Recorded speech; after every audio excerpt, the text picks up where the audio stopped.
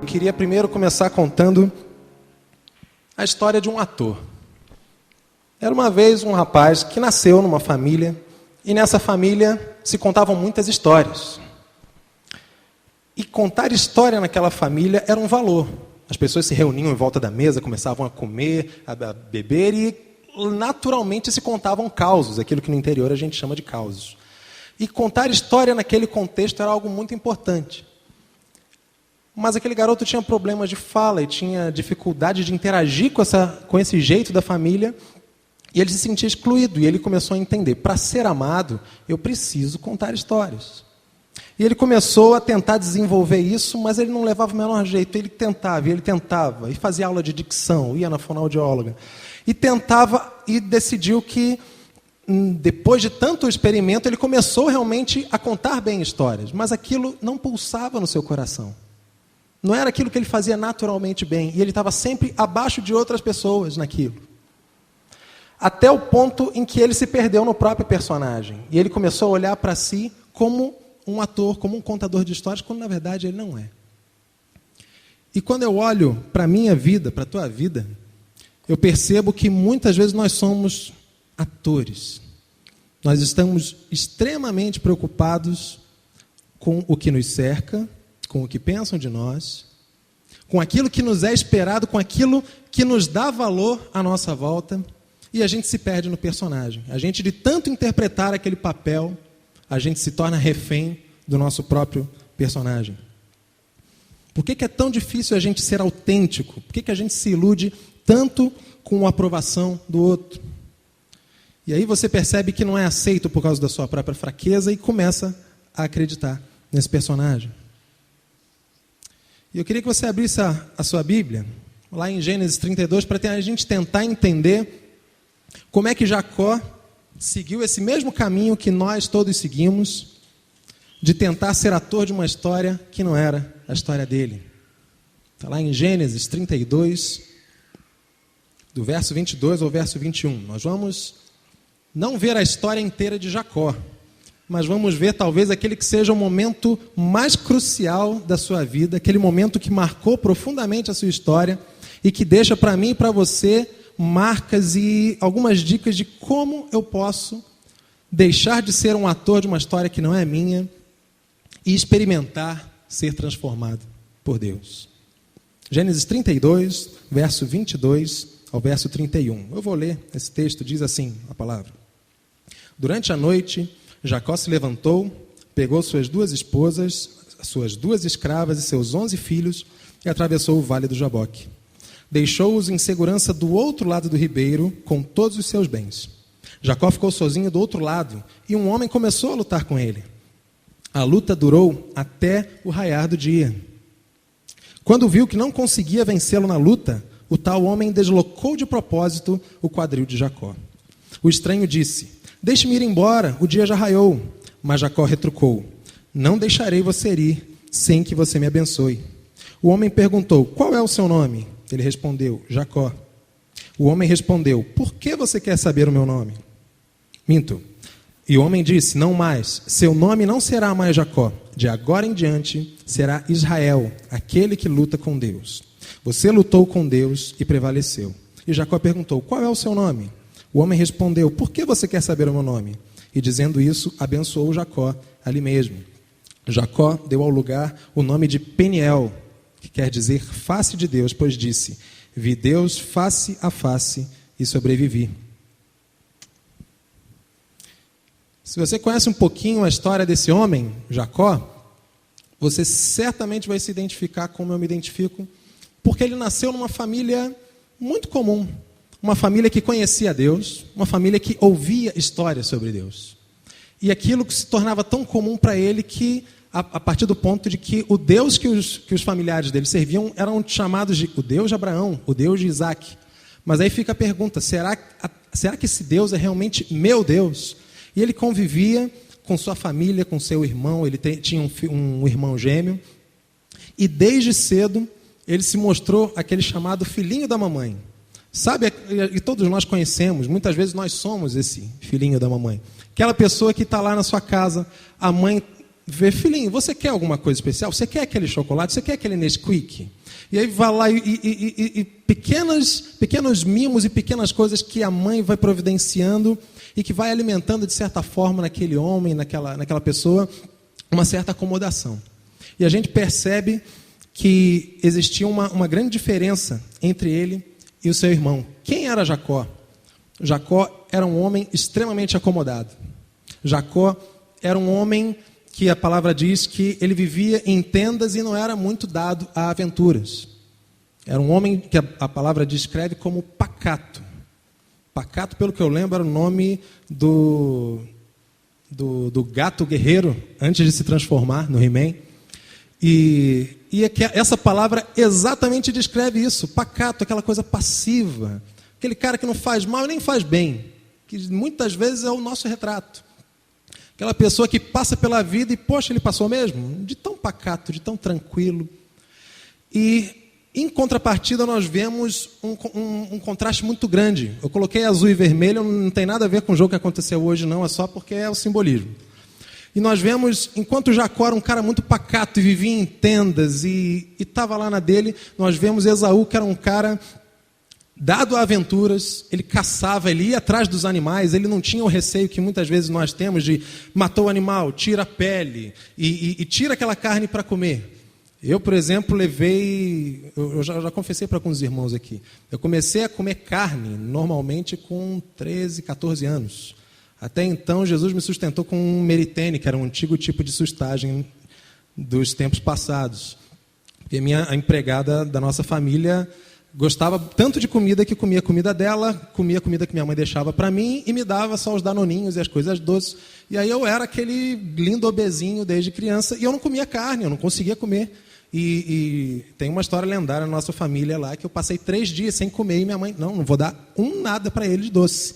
E eu já estava no 3º dia, né, simbolicamente, com Jesus, né, ressuscita no 3º dia, eu estava indo no 3º dia. E aí, eu tinha 4 anos, e eu assim, amoadinha no cantinho, e aí minha mãe ligou para o pediatra e falou, olha, é o 3º dia, ele não consegue nem descer mais para brincar. E o pediatra falou, olha, 3º dia não tem como, ele vai ter alguma inanição, dá o que ele quiser. E aí eu, sem querer, venci essa queda de braço com a minha mãe. E aos 13, 14 anos, eu fui começar a comer comida de sal mesmo, investir hambúrguer, pizza, todas essas coisas boas e saudáveis, né? E aí chegou nessa parte de ver carne, me dava uma agonia de ver o que eu estava comendo antes de ser processado tinha sangue. E aquilo me dava um nervoso tremendo. Eu comia quase, não conseguia engolir direito. Hoje em dia, aí, você tem uma experiência muito diferente, né? Os temperos e tudo mais. E eu me coloco no lugar de Jacó como esse cara pacato, esse cara que vê, não vou mexer em sangue. E você vê Esaú, que era um outro cara mais bravo, capaz de mexer, de colocar a mão na massa. E a Bíblia também o descreve como alguém trabalhador. E essa divisão não foi apenas uma divisão de caráter pessoal, foi uma divisão também de pais. Porque a Bíblia também fala que Jacó era o filhinho da mamãe preferido de Rebeca. Enquanto Isaac, que também era um homem também dado à aventura, se identificava com Esaú. E isso é uma cena normal nas nossas famílias. Só que quando isso acontece na nossa família, tudo isso tem consequência. E a palavra diz também que Isaac já estava idoso, com muito tempo já de vida, e chegando aquele momento em que ele vai começar a fazer o inventário das coisas e distribuir as coisas para os filhos. Ele tinha só esses 2 filhos naquele momento. E Rebeca já estava por conta com Esaú, porque Esaú tinha casado com mulheres estrangeiras. E na cabeça de Rebeca que ela começou a pensar, opa, meu filho, que não é meu preferido, fez besteira, vai acabar dividindo a nossa herança, que ele sendo o mais velho, ele vai acabar levando a herança, ele vai dividir tudo isso, toda essa história de fé, com pessoas que não têm nada a ver com o Deus de Abraão e com o Deus de Isaac. E misturando isso com a sua predileção, ela resolveu criar um plano mirabolante, falou, filho, e você que é todo mirradinho, não é chegado a correr atrás das coisas, não faz caças, não faz nada. Vamos fazer uma coisa? Vamos pegar um dessas peles de animais aqui que seu irmão cortou. Vamos fazer uma roupa para disfarçar você aqui, fazer com que você fique peludo como o seu irmão, Já que o seu pai está muito cego, vamos chegar pertinho dele, a gente coloca um pouquinho do cheiro de suor normal que o seu irmão tem de trabalho, já que você não cheira nada, você fica na tenda o dia inteiro. Você chega perto dele e fala: pai, sou eu vim aqui pedir a sua bênção. E toda essa história tramada por Rebeca acontece. E aí eu queria, antes da gente continuar a história, diferenciar um pouquinho primogenitura de bênção. A gente vê que lá na história, lá no começo de Gênesis, é falado que Jacó estava cozinhando. Jacó, né, de tanto ficar em casa, aprendeu a cozinhar. E estava lá cozinhando suas lentilhas, e Esaú chega: nossa, eu não consegui caçar nada hoje, eu estou morrendo de fome. E aí Jacó, muito esperto, muito malandro, chega e fala para ele: olha, tudo bem, eu troco essa lentilha aqui, que está cheirosa, pelo direito de primogenitura, ou seja, eu vou ter todos os direitos de primogênito. Ou seja, eu vou ter o direito da posse, do domínio e também de decisão na família.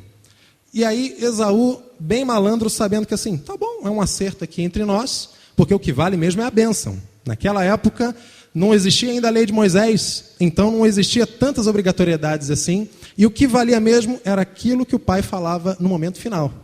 E Esaú, se aproveitando disso, fala: tá bom, trocado. E no momento que ele troca, passam-se os anos, e meio que Esaú, confiando nisso, não, vai chegar no fim das contas, meu pai gosta mais de mim, vai me dar aquela bênção, vai falar: filho, ó, olha para o seu lado, vai fazer que nem o Mufasa, ó, tudo isso um dia será seu. E aí, à medida que vai passando esse tempo, Jacó vai lembrando: a primogenitura é minha. E quando Rebeca chega com essa proposta, acontece a história que nós sabemos. Isaac, já cansado, pede para Esaú para fazer uma comida, uma última caça de uma carne assada, e chega lá Jacó, cheio de cheiros e suores e pelos, e se finge de Esaú e recebe a bênção. E nessa época a palavra dada é palavra mantida. A bênção não podia ser retirada. E Esaú fica desesperado, depois que toda a situação é revelada, Esaú fica desesperado: pai, você não tem uma bênção ainda para me dar. E aí a descrição que a palavra dá do que acontece é terrível. É descrito que, olha, você vai andar por aí, você não vai ter terras, você vai ver com base na sua espada, e um dia você vai se libertar do jugo do seu irmão. E aí esse homem, Esaú, fica alimentando essas palavras, porque toda palavra que pai fala, a gente guarda, para o bem e para o mal. E ele começa a acalentar essas palavras proféticas, e ele fica pensando: então significa que um dia eu tenho que me libertar do meu irmão. Significa que eu, que agora sou um homem da espada, vou ter que dar cabo do meu irmão pela espada. E vai passando o tempo, e Rebeca percebe: ô Jacó, teu irmão está indignado com você. Está na hora de você, olha, vai para os nossos parentes, vai para bem longe, porque não está dando certo. E aí a gente percebe que Jacó caiu justamente nessa armadilha de se tornar um impostor. Por que Jacó precisava tanto ser o primogênito? Por que ele precisava ser o primeiro? E aí eu tento colocar isso para mim e para a tua vida. A maior parte das coisas que nós procuramos não é pela coisa que nós procuramos. Nós queremos algo que está lá atrás. Por exemplo, quando você vê um homem atrás de uma BMW, por exemplo, que é um carro caríssimo, o mais baratinho deles costuma custar muito mais do que um carro de uma marca normal e popular. Por que muitas vezes um homem tem um carro, e eu não estou generalizando, você tem jeito de ter um carro dessa marca, mas o que vários homens têm por trás quando se dedicam a ter carros de 500 mil, às vezes 1 milhão, aquele que o seguro custa mais que um carro, não é pelo carro às vezes em si, mas é pelo sinal de aprovação social que esse carro te dá. Por que você usa a roupa que você usa hoje? Porque de alguma forma você se sente bem com ela.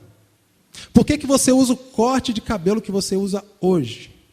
Porque isso de alguma forma te faz ser aceito em volta. Muitas vezes a gente não tem opção. Quando o cabelo começa a cair, você entrega para Jesus. E aí é o corte natural de Deus, né, fazendo a primavera eterna dentro de nós. Mas na maioria das vezes nós escolhemos quem nós queremos ser. E seja de roupa, seja de compra. Muitas vezes aquilo não somos nós. E nós continuamos vivendo mentiras porque nós estamos atrás de amor. Nós estamos atrás de aceitação. Nós estamos atrás de tudo aquilo que não é aquela coisa. E a gente percebe que Jacó, numa família separada, numa família distorcida entre o pai gosta mais de um filho e a mãe gosta mais do outro, estava se virando como podia para conseguir o pedacinho dele. Eu estava lendo um livro recentemente que mudou muita coisa no modo como eu via. Eu sempre ouvi falar que amor a si mesmo era sinônimo de egoísmo. E que aquela palavra que está lá nos evangelhos, né? Ama o teu próximo como a ti mesmo. Isso significa assim, você já ama demais você. Então pega esse amor que você sabe que você tem por você mesmo e aplica para o outro. E esse livro de um estudioso protestante também, e ele começava a falar, são coisas diferentes. Amor a si mesmo é diferente de egoísmo. Porque o cara que é um impostor, esse cara que é egoísta, ele tem medo de não ter o bastante para ele. Então ele começa a reter coisas. Porque ele tem, justamente, ele acha que dentro dele não tem o suficiente para que os outros o amem. Então ele começa a reter coisas. E aí faz todo sentido aquilo que Jesus fala de que amar a si mesmo também é amar o outro. E aí você percebe Jacó desesperadamente atrás de amor, mas ao mesmo tempo sem perceber que ele não estava atrás de primogenitura, ele não estava atrás de bens, ele estava atrás de amor. E nesse egoísmo, nessa tentativa de manipular as coisas, ele perdeu o convívio familiar. E eu queria ver com vocês, talvez 3 marcas desse processo de transformação. A gente está ouvindo o ano inteiro, como é que eu posso ser transformado? E a vida de Jacó e toda essa experiência de Jacó de alimentar uma expectativa atrás de aceitação, atrás de amor, nos fala um pouquinho de como ele experimentou essa transformação. A primeira marca que a gente vê é que a gente precisa abandonar a nossa máscara. A gente precisa ser exposto, ter as nossas entranhas expostas diante de todos. E muitas vezes esse é o canal, essa é a maneira de Deus tratar a cada um de nós. Se aquilo que está dentro de nós não é revelado, nem eu vou perceber, nem eu vou descobrir. Porque máscaras são confortáveis. Não sei se você já usou uma máscara. Uma máscara, muitas vezes o pessoal usa isso em carnaval, quando de criança, volta e meia tem uma máscara também que se utiliza. A máscara tem o benefício de que ela tem 2 furos. E ela permite que você veja tudo e não permite que os outros te vejam. E você pode ser quem você quiser com a máscara. E a gente acaba ficando tão confortável nessa máscara que a gente esconde aquilo que a gente sente e a gente se mantém protegido. E na nossa vida a gente escolhe várias máscaras. A gente escolhe a máscara que a gente vai usar no trabalho, e geralmente é uma máscara de, olha, um cara trabalhador. Se você não trabalha, pelo menos você dá a impressão de que você trabalha muito. Essa é uma máscara interessante que a gente usa. Talvez no seu convívio social, você percebe que ser um bom pai de família é legal. E aí você que às vezes não dá nem muito tempo para o seu filho, em volta dos outros você dá um abraço e tudo mais. Existem pequenas máscaras que nós construímos para meio que negar a realidade e a gente acaba esquecendo e não conseguindo ver a cada um de nós como nós somos. Só que a mudança que Deus quer fazer na nossa vida, muitas vezes começa com essas mudanças de contexto. Eu queria que você abrisse ainda num texto ali pertinho, Gênesis 27, em que nós vemos como é que Deus tratou Jacó, como é que Deus fez com que a máscara de Jacó caísse e ele fosse exposto diante de si e diante de todos. Gênesis 27, do versículo 41 ao versículo 46. Diz assim: depois de toda aquela história que a gente conhece de Esaú e Jacó, dele ter roubado o direito de ser primogênito, de ter roubado a bênção do pai, Esaú passou a nutrir um ódio profundo por seu irmão, por causa da bênção que ele havia subtraído de seu pai.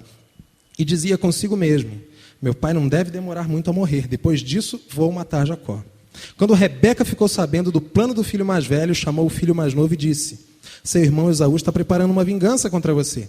Ele vai matá-lo. Meu filho, escute o que vou dizer. Fuja enquanto pode. Por amor à sua vida, corra para Arã, para a casa de Labão, meu irmão. Fique vivendo com eles por algum tempo, até que seu irmão se acalme e até que a raiva dele diminua e ele esqueça o que você fez. Quando isso acontecer, mando chamar você de volta. Por que eu haveria de perder os 2 filhos no mesmo dia. E aí eu percebo que muitas vezes a mudança que Deus faz na nossa vida significa mudar de contexto.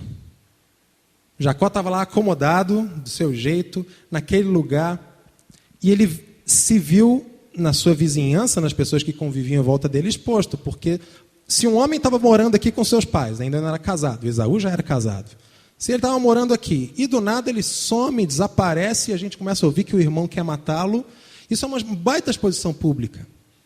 E tudo aquilo que Jacó tramava e fazia começou a aparecer. E a gente percebe que isso tirou, inclusive, aquilo que Jacó estava atrás, que era a bênção do pai. Se você ler toda a história, você vai perceber que, no final das contas, Jacó não ficou com o dinheiro do pai. Não ficou com as terras do pai.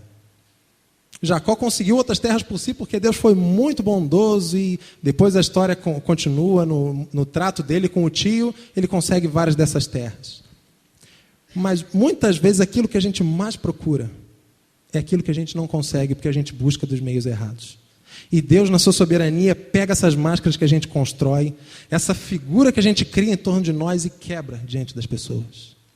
Quebra diante de nós mesmos. Para mostrar quem eu sou diante de Deus e diante dos outros também.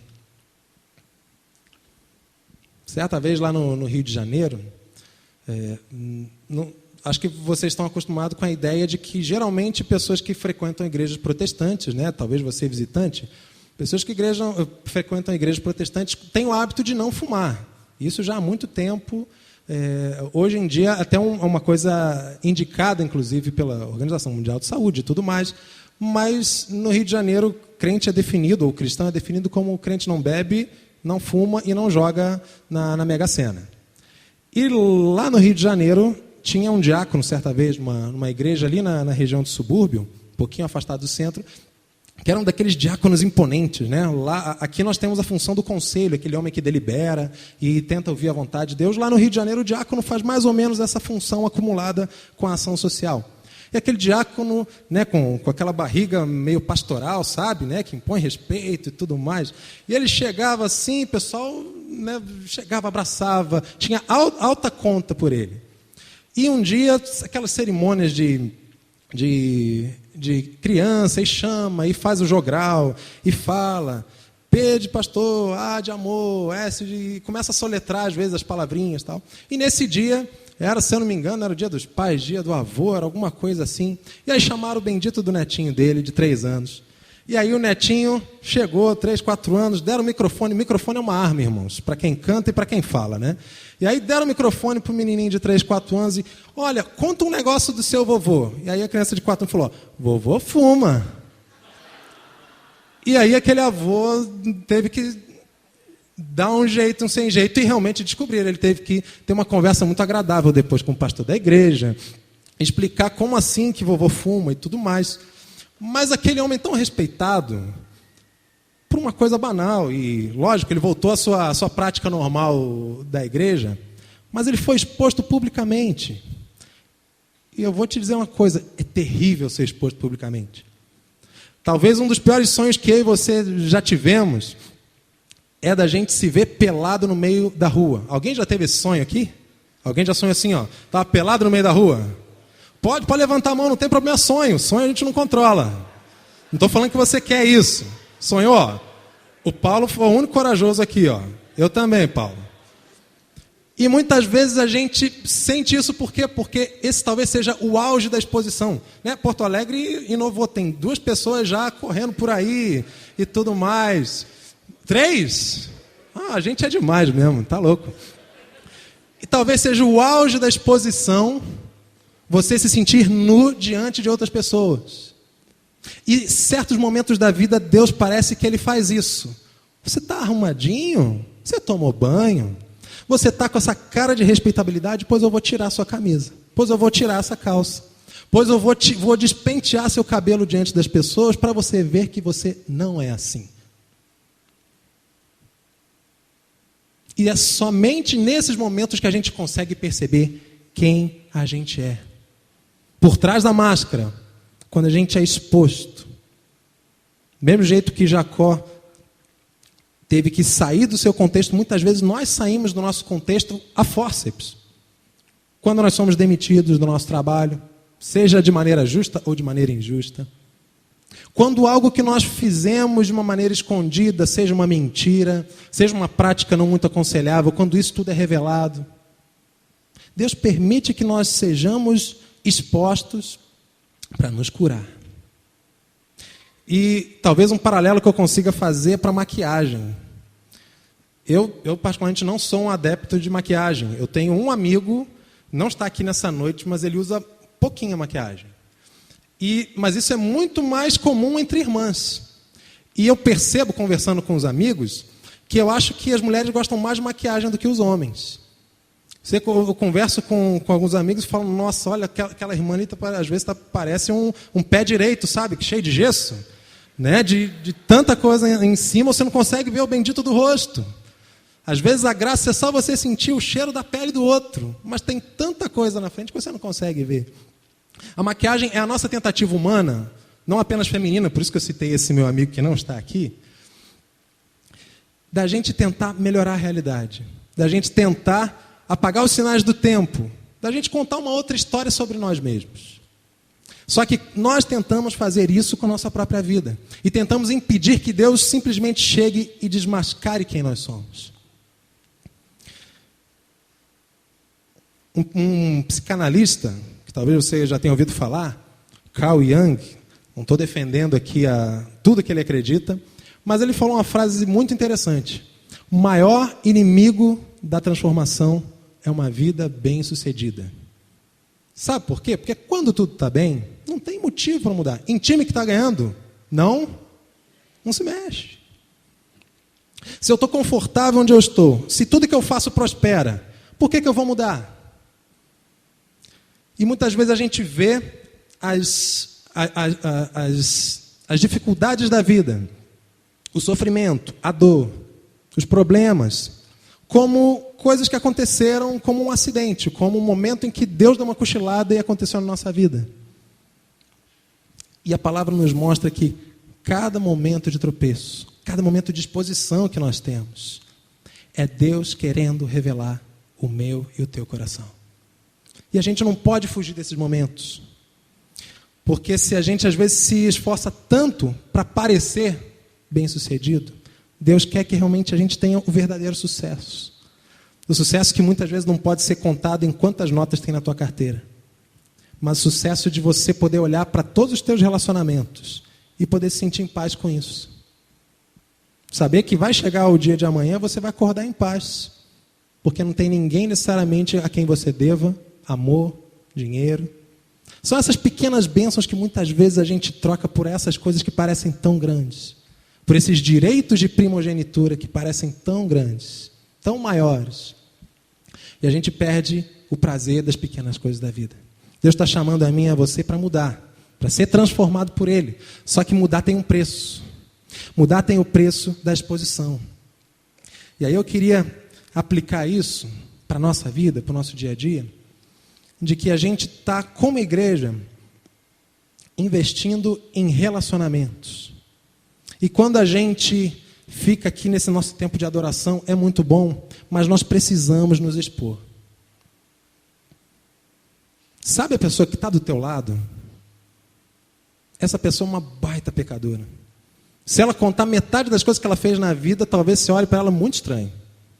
Se você contar metade das coisas que você fez na vida, ela vai te olhar mais estranho ainda. E pela graça de Deus, todos nós somos amados apaixonadamente por esse Deus. Porque esse Deus não mede amor, não mede a sua graça. E Ele quer olhar no fundo do teu coração e falar: eu quero transformar você. Eu quero pegar isso que você acha que é você, aquilo que você consegue ser, para transformar aquilo em que eu te fiz para ser. E para isso a gente vai ter que abrir mão, muitas vezes, da nossa reputação.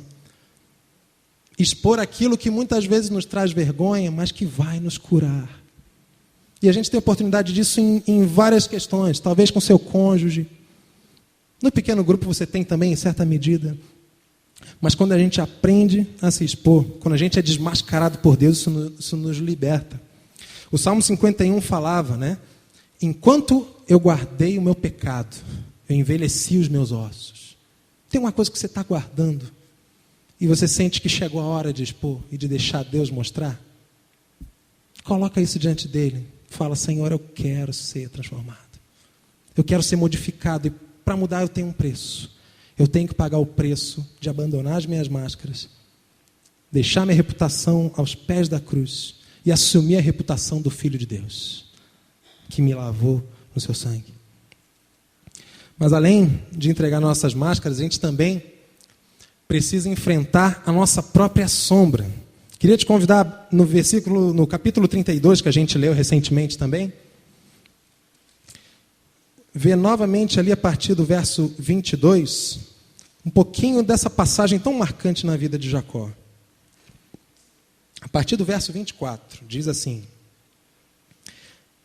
Gênesis 32, a partir do verso 24. Jacó ficou sozinho do outro lado do ribeiro, e um homem começou a lutar com ele, e a luta durou até o raiar do dia. Quando viu que não conseguia vencê-lo na luta, o homem deslocou de propósito o quadril de Jacó. E o estranho disse: deixe-me ir embora, o dia já raiou. Mas Jacó retrucou: não deixarei que você vá sem que me abençoe. E o homem perguntou: qual o seu nome? Ele respondeu: Jacó. E o homem disse: não mais, seu nome não será mais Jacó, e de agora em diante será Israel, aquele que luta com Deus. O que a gente chama de sombra é essa doce ironia que Deus tem muitas vezes de colocar na nossa frente situações, pessoas ou coisas extremamente parecidas conosco. Você conhece de cor e salteado aquela história do profeta Natã e de Davi, em que Davi estava cometendo adultério bem escondido, sem ninguém saber, e Natã fala: olha, tem um pastor por aí, pastor de ovelhas, né, que cuida das ovelhas, tem um pastor que olhou para o rebanho de um outro pastor que só tinha uma ovelha, e ele foi lá e pegou essa ovelha. O que eu faço com esse homem? E Davi começou, né, olhando a sua própria sombra, colocar tudo aquilo que ele cria que merecia. Olha, tem que executar esse homem. E Natã revela o próprio coração de Davi, falando: olha, esse homem é você. E a gente vê nessa figura aqui, a palavra diz que esse homem com quem Jacó lutou era um anjo, né? Alguns falam que era Jesus pré-encarnado também, mas a identidade exata do anjo aqui não é tão importante para o contexto. Mas é curioso que esse homem que passou a vida toda enganando, começa a ter a sua própria vida tirada do seu controle. Nesse contexto aqui em que Jacó, não sei se você notou ali no início do versículo 24, está descrevendo que Jacó está passando um ribeiro. O que o Jacó fez? Pegou sua família, deixou num cantinho, suas esposas, escravas e bens. Por quê? Porque Esaú estava vindo alucinadamente atrás dele com 400 homens, falando: eu vou matar Jacó. E aí esse homem que sempre levava vantagem estava agora no lado inverso, desesperado, deixando num cantinho a sua família e atravessando o ribeiro. E quando ele atravessa o ribeiro, ele estava indo de encontro a outros homens, o seu próprio exército. E Jacó, de novo, pensou num jeitinho: opa, eu já consegui muitas coisas, já consegui o direito de primogenitura, já consegui me salvar dessa questão do meu irmão. O que eu vou fazer? Eu vou mandar várias levas de presente. Vou mandar um servo meu mandar uma leva de presente, aí Esaú vai receber essa leva primeiro, já vai ficar, mas poxa, meu irmão até que não é tão ruim. E aí vem uma segunda leva, para que depois de uma quarta, quinta leva de presentes, Esaú já chegasse com o coração mais tranquilo e não o matasse. De novo, uma tentativa de manipular as coisas. E é curioso que no meio do caminho, naquilo que o plano humano de Jacó traçou, aparece um homem. Aparece um homem e simplesmente não deixa ele passar e começa a lutar com ele. E isso é descrito que isso é mais ou menos à noite. E toda aquela coisa de lutar à noite nublado e você não conseguir ver a identidade exatamente de quem é. E você perceber que esse Jacó que estava temendo pela segurança da sua família está sendo atacado por um homem desconhecido, está tendo a sua própria vida tirada do seu controle. E é curioso quando Deus tira o controle da nossa vida e começa a nos mostrar quem nós somos. Aquilo que antes era fácil de dependermos, não é mais fácil. E aí a gente começa a traçar, eu vejo na vida de Jacó, dois paralelos. Primeiro, a máscara. Do mesmo jeito que a máscara esconde as emoções, o rosto é responsável por mostrar as emoções. E a gente vê na vida de Jacó que ele, de tão acostumado com as máscaras, com as pequenas coisas, com as coisas que ele podia fazer, ele estava esquecendo a oportunidade de ser. Ele se pensava tanto nos artifícios que ele mesmo podia fazer, em vez de contar com a ação de Deus. Você não vê no texto bíblico, em nenhum momento, Jacó pensando em, poxa, eu vou me arrepender, eu vou chegar junto do meu irmão e falar, olha, o que eu fiz foi uma baita crocodilagem. Eu não tenho direito a isso, você é o filho mais velho. Você vê ainda esse homem tentando evitar as lutas e tentando evitar as consequências daquilo que ele viveu. E aí é quando acontece essa luta que é descrita com esse homem, e a Bíblia fala que esse anjo, ou Jesus pré-encarnado, chega para Jacó e fala, olha, seu nome antes era sinônimo de enganador, aquele que dá a volta, que tenta torcer as coisas, mas agora eu vou mudar o seu nome. Seu nome agora vai ser aquele que lutou com Deus e venceu. É curioso que nesses momentos Deus pega o nosso destino e muda totalmente o nosso destino. Quando nós somos defrontados com aquilo que nós somos. Certa vez eu convivendo com um adolescente, talvez você vai me entender. Aquele adolescente me irritava muito. Não estou falando que adolescentes irritam, alguns irritam mesmo. Mas aquele me irritava muito. E eu nunca entendia por quê. E eu não conseguia conviver. Eu já devia ter o quê? Meus 29, 30 anos. E convivendo com esse adolescente, era extremamente irritante estar com ele. Eu ficava na minha cabeça assim, cara, como é que esse moleque consegue viver assim? Ele precisava fazer isso, isso, aquilo. Até que depois de um tempo de oração, eu percebi que tudo que me irritava nele eram coisas que eu tinha em mim. Uma coisa extremamente pesada de você perceber. Que você está querendo consertar você mesmo nos outros. É quando esse efeito sombra acontece. Quando você consegue, sem perceber, olhar a si mesmo no outro. E aí é quando o pano de fundo de Deus, de falar, olha, você tem a noção de quem você é agora? Você está vendo que a sua vida não está mais no teu controle? Agora sim. Agora sim. Você pode ter o teu nome de verdade. E a Bíblia descreve essa questão dos nomes de uma maneira muito singular, porque um nome na Bíblia não é em vão. Cada pessoa que se chama de um jeito tem um significado. Por exemplo, minha avó foi quem introduziu toda a nossa família na fé, nossos tios e tudo mais, e ela tinha uma mania de anotar nomes exóticos. Então, eu lembro a primeira página do livro dela, tinha lá, 1, 2, 3 de Oliveira 4, era o nome real de uma pessoa. Então, o nome do cara era 1 e o sobrenome era 4, mais ou menos isso. E ela anotava vários nomes desse, e muitas coisas sem sentido. Isso me estimulou a tentar descobrir qual era o significado do meu nome. Aí eu fui vendo um desses dicionários, e dizia assim, Cláudio era coxo, manco, perneta, sem perna. E aí eu entendi, por isso que a gente fala claudicando. Porque eu estou claudicando, ou seja, eu estou mancando. Falei, pô, mas que ruim, né? Que nome que me deram. Aí eu descobri, por exemplo, significado de outros nomes, por exemplo, Raquel, mansa como ovelha. Eu tenho uma irmã chamada Raquel e ela não é mansa como ovelha. Então existem pequenos significados que nessa época eram muito reais. As pessoas escolhiam os nomes quase que de acordo com o jeito delas. E eu só fiquei um pouco mais tranquilo quando eu achei num outro livro uma tradução opcional de Cláudio, que era assim, aquele que anda com dificuldade. Fala aí, bem melhor, né? Melhor do que perneta, coxo.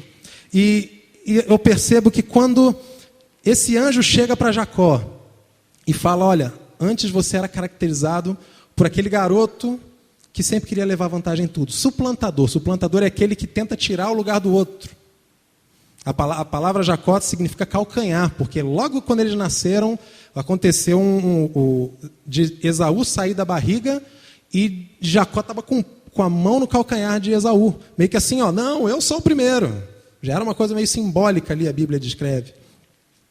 E Deus, na sua soberania, levava muito a sério essa questão dos nomes e falou, olha, seu nome não é mais esse.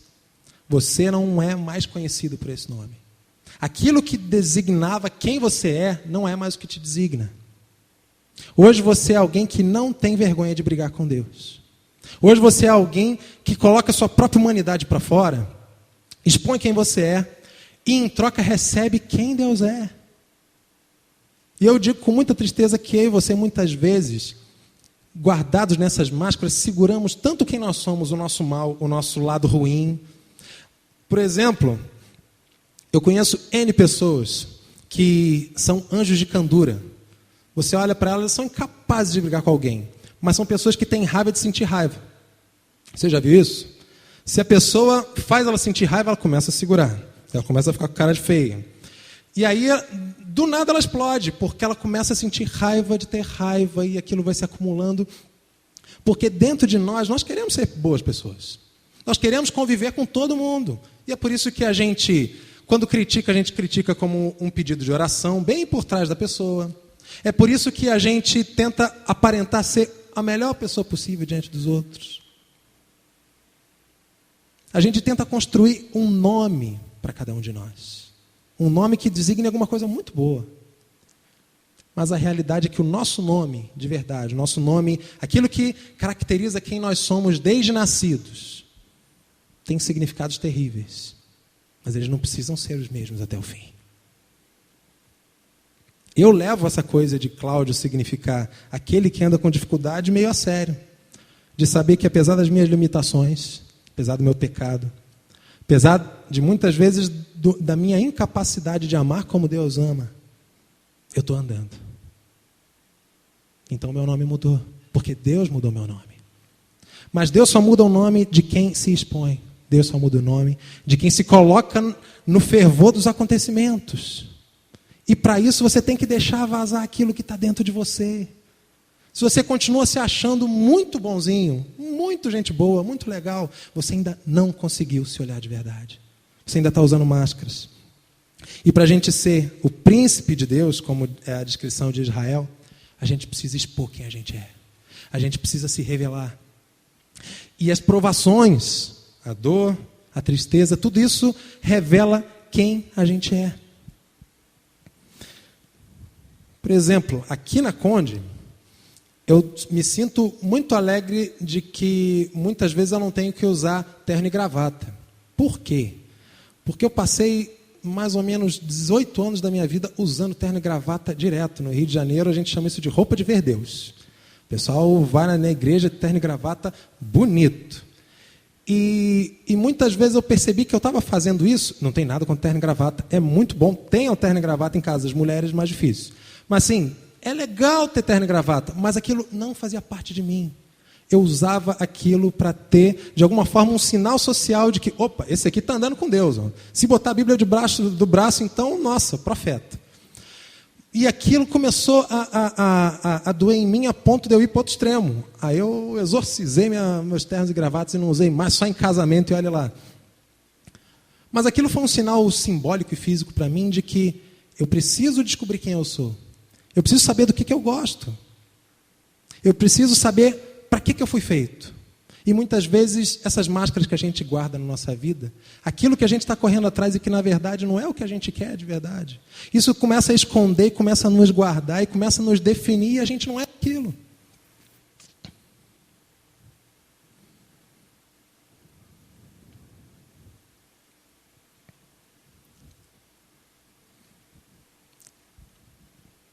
Os surdos são muito observadores, porque eles não ouvem, mas eles têm olhos, né? E domingo passado, se eu não me engano, veio um surdo e falou, pô, você está com um anel na mão, né? Eu falei, eu estou com o anel na mão. E eu estou realmente muito alegre por isso, porque em breve eu vou casar, né? Estou noivo, eu ainda não consegui entregar o anel para noivo, então eu só estou usando para acostumar, tá? Mas eu já pedi ela em casamento, ela aceitou, tá tudo bem, tá? Só que assim, não conta para ela ainda. Eu vou lá levar o anel lá em Curitiba. Mas assim, isso me levou a uma série de pensamentos de, à medida que você vai se preparando para o casamento e constituir uma família, de quem que você é? Quem que vai ser como é que você vai educar o seu filho? Como é que você vai se portar agora? É uma nova identidade. Quem que você é agora? E eu percebo que talvez essa terceira marca seja exatamente isso. Você saber qual é o seu antigo nome. Perceber qual é o novo nome que Deus está te dando. Não mais aquele cara cansado, aquele cara que está preocupado em esconder quem é, mas está se revelando diante de Deus e está se mostrando para poder finalmente assumir a sua real identidade em Cristo. Aquilo que você nasceu para ser. E Jacó, de aproveitador, ele passou a ser um cara generoso. Você vê ali no verso 33, capítulo 33, Gênesis 33, a partir do verso 1, ele começa a falar no verso 8, Esaú lhe pergunta, 33, verso 8, diz assim: Esaú perguntou, e o que são todos aqueles animais que encontrei no caminho? E Jacó diz, eu os enviei na esperança de que preparassem o caminho para meu senhor me receber. Jacó está chamando o próprio irmão de meu senhor. Olha a mudança de atitude. Mas Jacó insistiu, por favor, se você sentir no coração que deve me receber, aceite presentes. Quando vi seu rosto, foi como se tivesse visto o rosto de Deus sorrindo para mim. E aquele homem que antes olhava no irmão a oportunidade de conseguir algo mais, de conseguir dar um jeito de ter a sua primogenitura e de ter bens e ganhos para si, ele começa a olhar com novos olhos. E me chamou muita atenção esse verso. Olhar para você foi como ver a face de Deus. Foi perceber o perdão de Deus. E quando a gente encontra Deus, a gente consegue ver Deus no outro. E a gente começa a perceber que Jacó, que era o pensamento que estava me passando pela cabeça nessa fase de preparativo, de casamento e tudo mais, é de que Jacó estava deixando de ser um filho aproveitador para se tornar um pai, alguém capaz de dar. E parte da paternidade é essa capacidade de olhar para o outro e saber que esse outro, muitas vezes, não vai ter capacidade de sustentar. Não vai ter capacidade de chegar aonde precisa chegar e que eu tenho que pagar o preço de, junto com ele, ajudá-lo nesse caminho. E muitos de nós não conseguimos encontrar esse meio termo de entender que Deus está num processo conosco. Deus está chegando num momento de transição da nossa vida, querendo expor as nossas entranhas e mostrar quem nós somos, se revelar, mostrar quem nós somos e depois disso, mudar quem nós somos. E eu queria te convidar a fechar os teus olhos, baixar a tua cabeça e a gastar um tempo refletindo. Talvez seja a pergunta de $1 milhão, a pergunta mais importante de todas. Quem você é? Quem você nasceu para ser? Que máscara você está acalentando no teu coração? O que você está deixando para trás? Me marca muito o final do Salmo 23, que tem tudo a ver com a vida de Jacó. Porque tudo isso na vida de Jacó aconteceu num vale. E quando ele descreve que ainda que ele andasse por um vale da sombra da morte, ele não temeria mal algum. E esse salmo termina falando que a bondade e a misericórdia, a bondade e a graça do Senhor nos seguiria por todos os dias da nossa vida. E quando a palavra fala que a bondade e a graça nos seguem, eu fico imaginando cada um de nós na sua vida andando, caminhando, tropeçando. E essas duas figuras, a bondade e a graça, correndo alucinadamente atrás de nós, nos levantando, nos capacitando. E a gente percorre um caminho errado, a gente dá valor para aquilo que não tem valor. E a bondade e a graça vão atrás de nós. E nós damos outra volta e agora nós somos outras pessoas. E essa bondade e essa graça continuam atrás de nós. Essa é a promessa do Senhor. De que essa bondade e essa graça do Senhor vão nos seguir e vão nos perseguir por toda a nossa vida. Se você acredita nisso, se você confia nisso, coloca o teu coração agora diante de Deus e fala: Deus, eu quero mudar. Eu quero ser transformado. E para ser transformado eu preciso da graça do Senhor. Eu preciso da graça de crer. De crer que Deus pode mudar minha vida. De achar que minha vida não precisa ser só isso. Minha vida não precisa ser um acúmulo de dias e manhãs e tardes e noites em que tudo se repete. Tudo tem a mesma cor. E eu não consigo ver o Senhor. A minha vida não precisa ser assim. A tua vida não precisa ser assim. Você pode ser transformado. Mas isso tem um preço. Mas esse preço é tão baixo, perto daquilo que o Senhor conquistou para nós, que eu te convido a orar junto comigo. Se você confia nesse amor, nessa bondade que vai te seguir por todos os lugares da tua vida, ora comigo. Senhor, a gente olha para dentro e percebe que existem tantas lacunas, tantos buracos, tanta falta de tudo. Mas ao mesmo tempo a gente olha o amor do Senhor, a mão do Senhor em cada momento da nossa vida, Pai. Que o Senhor estava lá quando eu mais precisei, quando tudo que eu tinha para dar era choro. O Senhor estava lá. O Senhor estava lá talvez na maior vergonha que eu já passei na minha vida, me expondo diante dos outros. O Senhor estava lá. E o Senhor está aqui junto conosco. O Senhor está aqui junto comigo no individual, me capacitando e me consolando, mesmo quando as coisas não vão bem. A gente te agradece, Pai. A gente te agradece porque o Senhor está tão mais comprometido com a nossa mudança do que nós mesmos, mas a gente pede isso para nós, Pai. Muda o nosso coração, muda a nossa vida, muda a nossa história.